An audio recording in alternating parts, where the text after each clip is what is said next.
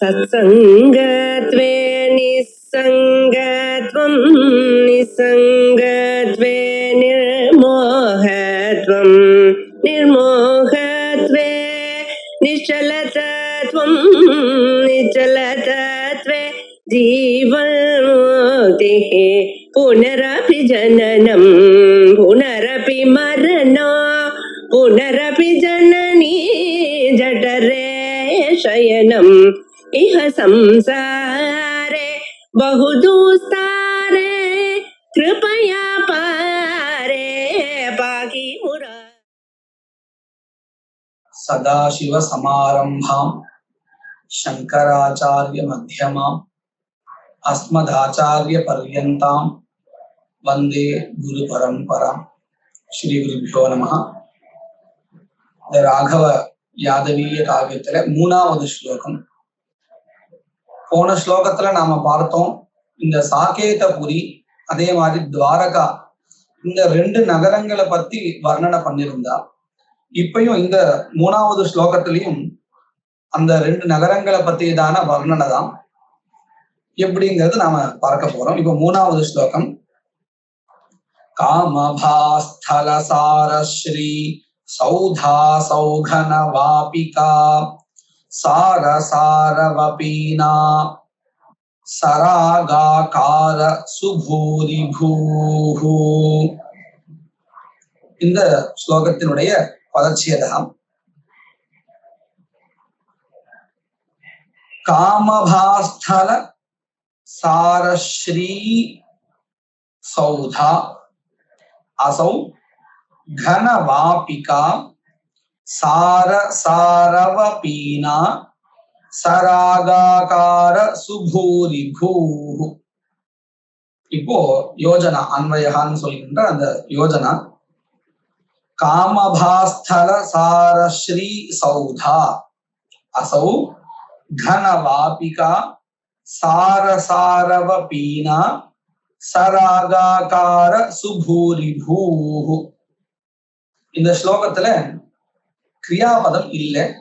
நாம ஏற்கனவே சில இடங்கள்ல பார்த்திருக்கோம். எந்த ஸ்லோகத்துல கிரியாபதம் இல்லையோ அந்த இடத்துல அசுதாத்துவையோ அல்லது பூதாத்துவையோ எடுத்துட்டு அந்த ஸ்லோகத்தை பூர்த்தி பண்ணிக்கணும். அந்தந்த இடத்துக்கு ஏற்ற மாதிரி இந்த ப்ரெசன்ட் டென்ஸோ அல்லது பாஸ்ட் டென்ஸோ என்ன மாதிரி டென்ஸ் அதாவது நமக்கு தேவையா இருக்கோ அந்த பதங்களை வச்சு நாம கிரியாபதமாக இந்த 2 ஏதாவது ஒண்ணு வச்சுட்டு ஸ்லோகத்தை பூர்த்தி பண்ணணும் அப்படிங்கிற ஒரு நியமத்தை நாம வச்சுட்டு இருக்கோம். இப்போ இந்த இடத்துல இந்த நகரமானது இப்படி இருந்ததுன்னு சொல்றதுக்காக கவி முயற்சி பண்றார். அப்படிங்கிறதுனால நம்ம ஆசீத் அப்படிங்கிற அல்லது அபவத் அப்படிங்கிற பூத காலத்தை பாஸ்ட் டென்ஸை குறிக்கக்கூடியதான ஒரு வர்பு கிரியாபதத்தை நாம எடுத்துக்க போறோம். இப்போ இந்த ஸ்லோகத்தினுடைய அர்த்தா என்னன்னு பார்த்தோம்னா, காமபாஸ்தல சார ஸ்ரீ சௌதா. காமஹான்னா மன்மதஹான்னு அர்த்தம். மன்மதஸ்ய பாஹ, பாஹனா பிரகாஷா. அதாவது மன்மதனுடைய பிரகாசத்திற்கு உரியதான இடமா இருக்கு அப்படின்னு என்ன அர்த்தம்? எல்லாராலையும் மன்மதன் அப்படிங்கிறது ஒரு தனிப்பட்ட வியக்தி இல்லை. நம் மனதனுடைய ஆசை தானே நம்ம மன்மதன் சொல்லி விவரிச்சுட்டு இருக்கோம், ஒரு உருவமா வச்சுட்டு சொல்லிட்டு இருக்கோம். தனிப்பட்ட வியக்திங்கிறது புராணங்கள்ல சொல்லக்கூடியது. இங்க நாம நம்முடைய மனசு இருக்கு இல்லையா, ஆசையை உண்டு பண்ணி அதுல பிரவர்த்திக்க வைக்கக்கூடியது. அதைத்தான் நாம இங்க காமஹான்னு சொல்றது, அதாவது ஆசை. இந்த நகரத்தை பார்த்த உடனேயே, பார்த்த மாத்திரத்திலேயே எல்லாருக்கும் அந்த நகரத்து மேல ஒரு தனிப்பட்ட ஆசை வந்துடுமா.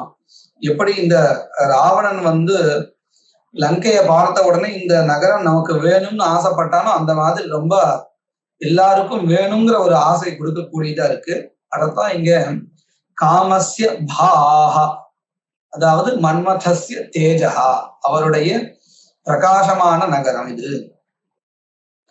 அப்பேற்பட்ட காமனுடைய பிரகாசத்திற்கு உரியதான இடம். இதைத்தான் நம்ம இங்க என்ன சொல்றோம், காமபாஸ்தல. ஸ்தலனா பூமின்னு நமக்கு தெரியும். காமனுடைய பிரகாசத்திற்கு உரியதான பூமி இது. அதாவது நம்முடைய ஆசையை கொள்ளை கொள்வது அப்படின்னு சொல்லுவோம். நம் மனதை கொள்ளை கொள்கின்ற அளவுக்கு அழகை கொண்டது. இதுல இன்னொரு பதமும் சேர்ந்திருக்கு, சாரஸ்ரீ சௌதா. சார அப்படின்னா ஸ்ரேஷ்ட, வரேண்ய அப்படின்னு அர்த்தம். உயர்ந்தது, எல்லாராலையும் வரிக்க தகுந்தது, வேணும் வேணும்னு எல்லாராலையும் விரும்ப தகுந்தது. அப்பேற்பட்டது எது? ஸ்ரீ, சாரஸ்ரீ சௌதா. சௌதாக அப்படின்னு சொன்னா களஞ்சியம்னு நம்ம சொல்றது உண்டு. நெற்களஞ்சியம், பொற்களஞ்சியம் அப்படின்னு சொல்லுவோம் இல்லையா? இங்க அந்த மாதிரிதான் இருக்கு. சௌதாகனா ஒரு பெரிய இடம், அந்த இடத்துல நல்ல செல்வங்களை சேமிக்கக்கூடியதான இடம். இதுதான் பொற்களஞ்சியம்னு நம்ம தமிழ்ல சொல்றோம் இல்லையா? அதுதான் இங்க சொல்ற. மிகவும் அழகானது, செல்வ செழிப்போடு இருக்கக்கூடியது. இப்பேற்பட்டது எதுன்னு கேட்டா இந்த நகரம். எது? ராமனுடைய சாகேதபுரி. அசௌ, அசௌனா இது, இந்த நகரம். அடுத்தது கனவாபிகா.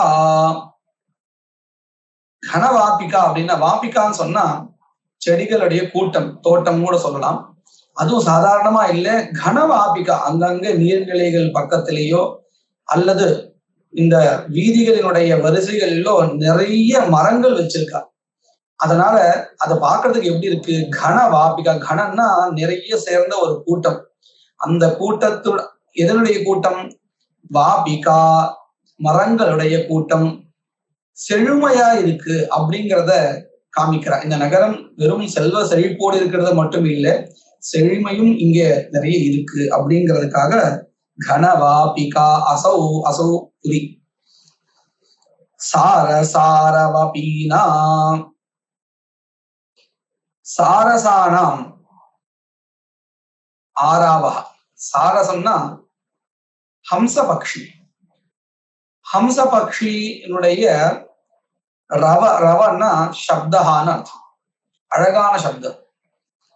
யாருடைய சப்தம் இது அப்படின்னு கேட்டா இந்த ஹம்ச பக்ஷிகளுடைய சப்தம்.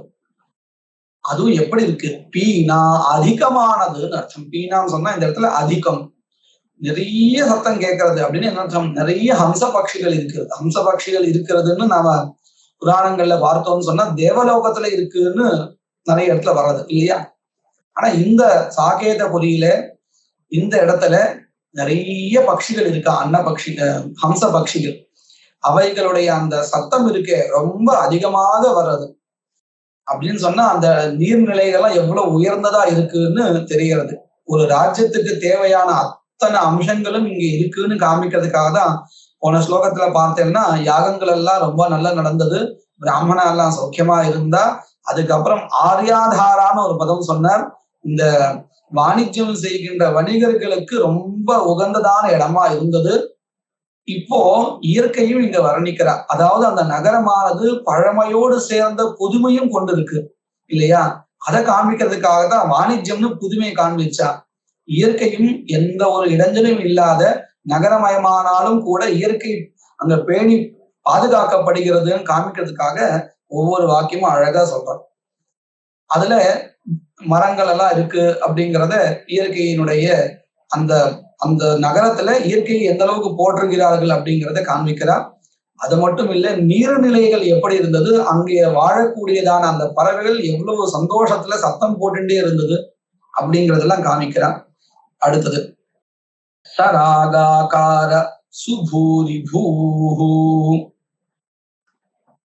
சராகா, ராகன்னா இங்க ரக்திமா, சிகப்புன்னு அர்த்தம். இந்த சிகப்பானது எப்படி இருக்குன்னு சொன்னா எல்லா பூமியிலும் பரவி இருக்கான். அழகா இருக்கக்கூடியதான அந்த இடம் மிகவும் சிகப்பாக இருக்கு. அந்த அப்பேற்பட்ட சராக ஆகார, ஆகாரன ஸ்வரூபம், இளம் சிவப்போடு கூடிய ஸ்வரூபத்தை கொண்ட சுபூரி. அதுவும் வெறும் ஒரு இடத்துல எங்கெங்கோ இல்லை, நிறைய இடங்கள்ல அந்த தேசம் அப்படித்தான் இருக்கா. அப்பேற்பட்ட தேசங்களை கொண்ட பூஹு, பூமியானது எது? அந்த சாகேதபுரி. இப்படி சாகேதபுரிய அந்த அந்த இயற்கையினுடைய வர்ணனையும் அந்த நகரத்துடைய செல்வ செழிப்பையும் ரொம்ப அழகா வர்ணிச்சிருக்கான். அடுத்தது இப்ப இதே ஸ்லோகத்தையே துவாரகைக்கு, அந்த துவாரகையினுடைய அழகை வர்ணிக்கிறதுக்கு பின்னாடி இருந்து சொல்ல போறான். இப்போ இந்த ஸ்லோகத்தை பின்னாடி நம்ம படிக்க போறோம். அப்படி படிச்சோன்னு சொன்னா இதே ஸ்லோகம், முன்னாடி நம்ம சொன்ன ஸ்லோகம் எப்படி அயோத்தியினுடைய அழகை சொன்னதோ அதை போல இப்ப துவாரகையினுடைய அழகை சொல்றதா ஆயிடும். இப்ப அந்த ஸ்லோகத்தை நான் வாசிக்கிறேன். பூதி பூசுர காகாராசனா பீவர சாரசா காபிவானக சௌதாசௌ ஸ்ரீரசாலஸ்தபாமகா.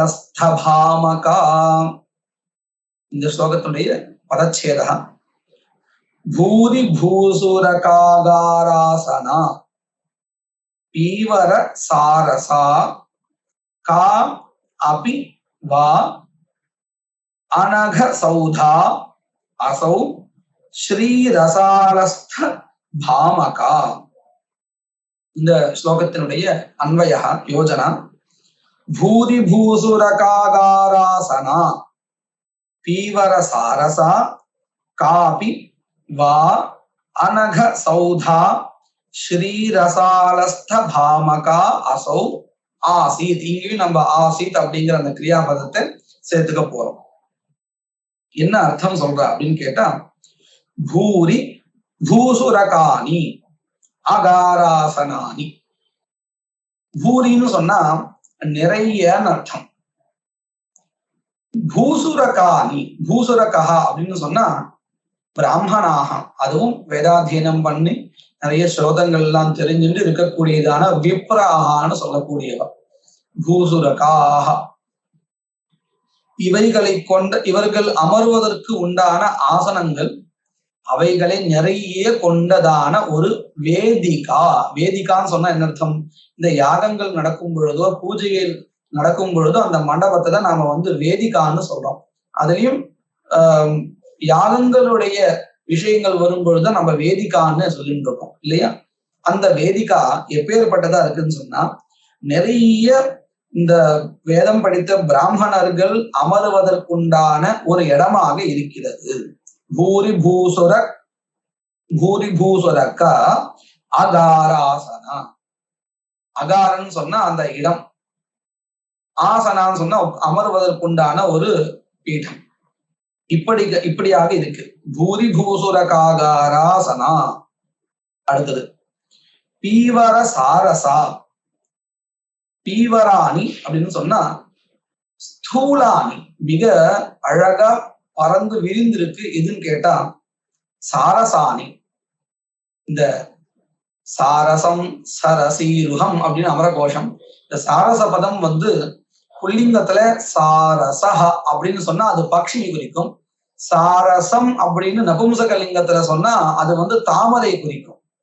அதுதான் நம்ம அமரகோஷத்துலயும் கூட சாரசம் சரசீருகம்னு சொல்றோம். இந்த இடத்துல எப்படி சொல்ற அப்படின்னு சொன்னா பீவர சாரசா. சாதாரண ஒரு தாமரை இல்லை, நன்கு மலர்ந்த புஷ்டியாக இருக்கக்கூடியத, பெரிதாக இருக்கக்கூடியதான். பீவரன்னு சொன்னா பெரிதுன்னு அர்த்தம். பீவர சாரசா. இந்த ஊர்ல அந்த அளவுக்கு தாமரை வளர்கிற அளவுக்கு அந்த நீர்நிலைகள் ரொம்ப நன்றாக பாதுகாக்கப்பட்டு நல்ல ஒரு ஜலம் அங்க கிடைக்கக்கூடியது. அந்த மாதிரி இருந்தாதானே வரும். அந்த மாதிரி இடமா இருக்கு அப்படிங்கிறத காண்பிக்கிறார். பீவர சாரசா. அடுத்தது அனக சௌதா. அனக சௌதா. அகன்னா பாபம், அனகன்னு சொன்னா பாபம் இல்லாதது. இந்த சௌதாகா, சௌதாகான்னு சொன்னா பெரிய மாளிகைகள். அந்த மாளிகைகள்லாம் எப்படி இருக்கு? எந்தவித தோஷமும் இல்லாம இருக்கு. அப்படின்னு சொன்னா என்ன அர்த்தம்? தோஷம்ங்கிறது பல வகையில வரலாம். தவறான வழியில சம்பாதிச்ச பணத்தினால கட்டக்கூடிய மாளிகையா இருந்தா அது அகா, பாவத்தை கொண்டது. அல்லது தவறான செயல்களுக்காக ஏற்படுத்தக்கூடியதா இருந்தாலும் அதுவும் அகா. இப்படி எந்த விதமான தோஷங்களும் இல்லாத அனக சௌதாக, குற்றமற்றதான தோஷமற்றதான பெரிய பெரிய மாளிகைகளை கொண்டது. அனகாக. எது அந்த வா சப்தம் இருக்கு. வான்னு சொன்னா இந்த இடத்துல சகாரத்துக்கு அர்த்தம். அதாவது பூரி பூசுரகாகாராசனா பீவர சாரசா அனக சௌதா இப்படின்னு 3 விஷயங்கள் இருக்கு இல்லையா? அதுல சமுச்சயத்தை சொல்றதுக்கு, அதாவது பீவர பெரிய பெரிய மாளிகைகளை கொண்டது இப்படின்னு ஒவ்வொன்னா சொல்லும்போது கடைசியில் நம்ம அண்ட் அப்படின்னு சேர்த்துப்போம். அந்த மாதிரி அர்த்தத்துல இங்க வா அப்படின்னு பதம் இருக்கு. சமுச்சய அர்த்தத்துல இந்த வா அப்படிங்கிறது பெரும்பாலும் நாம இந்த விகல்பத்துல சொல்லுவோம், இதுவோ அல்லது அதுவோன்னு சொல்லும் பொழுது சொல்லுவோம். ஆனா அதே சமயத்துல இந்த வா அப்படிங்கிற பதமானது சமுச்சய அர்த்தத்திலயும் இருக்கு அப்படிங்கிறது தெரியுது. அது மட்டும் இல்ல, சில இடங்கள்ல ஏவகார அர்த்தத்துல இருக்கு. சயேவா அப்படிங்கிற இடத்துல இந்த ஏவ பதிலா வாகாரம் இருக்கு. நம்ம எங்க பார்க்கலாம்னு சொன்னா இந்த சூத்திரங்கள் எல்லாம் பார்த்தோம்னு சொன்னா வாகாரஹாத்திர ஏவகா வா ஏவகாரார்த்தே ஜெய்மினி சூத்திரத்தை பல இடங்கள்ல நம்ம பார்க்கலாம். வா அப்படிங்கிறது ஏவகார அர்த்தத்துல இருக்கு. அத போல இந்த இடத்துல சமுச்சய அர்த்தத்துல இருக்கு. அது மட்டும் இல்ல, இப்பேற்பட்ட இந்த நகரமானது அசவு, இந்த நகரமானது காபி பிரகா ஏதோ ஒரு காபின்னு சொன்னா அனிர்வாச்சியமான ஒரு அழகை கொண்டு இருக்கு. இது அசவு இந்த நகரமானது. அது மட்டும் இல்ல, ஸ்ரீரசாலஸ்தபாமகா ஸ்ரீயா யுதா மகாலட்சுமியுடன் கூடியது. எதுன்னு கேட்டா ரசாலஹா. ரசாலஹான்னு சொன்னா இந்த மாமரத்துல அந்த செடிகளுக்கினுடைய நடுவுல சூரியன் பிரகாசத்தோடு மிளிர்கிறார் அப்படின்னு சொல்றான். ஸ்ரீ ரசாலஸ்தபாமகா. இந்த மாமரத்தினுடைய கிளைகளோ அந்த இலைகள் நடுவுல சூரியன் இருக்காராம். அப்படின்னா திஷ்டதின்னு அந்த பதத்துடைய ஒரு ரெப்ரசண்டா வந்திருக்கு. ஸ்ரீ ரசாலஸ்த பாமகா. பாமகா அப்படின்னு சொன்னா சூர்யா. சூரிய சயேவா அப்படிங்கிற அர்த்தத்துல பாமகா பாமக்கான்னு வரும். அப்பேற்பட்ட சூரியனை கொண்டது இந்த நகரம் பாமகா. இப்ப இந்த பாமகான்னு சொன்னதுக்கு அப்புறம் இது அந்த நகரத்துக்கு விசேஷணமா ஆறுது. அதாவது லக்ஷ்மியுடன் கூடியதான விருக்ஷா, இந்த ஆம்ர விருக்ஷா, அந்த ஆம்ர விருட்சத்தினுடைய ஊடே இந்த சூரிய ஒளியினுடைய கதிர்கள், சூரியனுடைய கதிர்கள் வெளிப்படுகிறது. அப்படின்னா சூரியன் அந்த விருட்சத்தின் மேல இருக்கிற மாதிரி தோன்றது அப்படின்னு சொன்னா இந்த விருட்சங்கள்லாம் எவ்வளவு பெருசா வளர்ந்துருக்கு அந்த ஊர்ல அப்படிங்கிறது தெரிகிறது. ஏன்னா சூரியனுடைய கதிர் அந்த வரணும்னு சொன்னா அந்த அளவுக்கு இது உயர்ந்து இருக்கணும். இருந்தா மட்டும்தான் இந்த மரங்கள் மேல சூரியன் உட்கார்ந்த மாதிரியான ஒரு அர்த்தம் கிடைக்கும். அப்பேற்பட்டதாக இந்த இயற்கையோடு கூடியதா இந்த நகரங்கள் இருக்கு அப்படிங்கிறத ஒரே ஸ்லோகத்தினால ரொம்ப அழகா வர்ணிச்சிருக்கிற. மேல இருக்கக்கூடியதான ஸ்லோகங்களை வரக்கூடிய பதிவுகள்ல நாம் பார்க்கலாம்.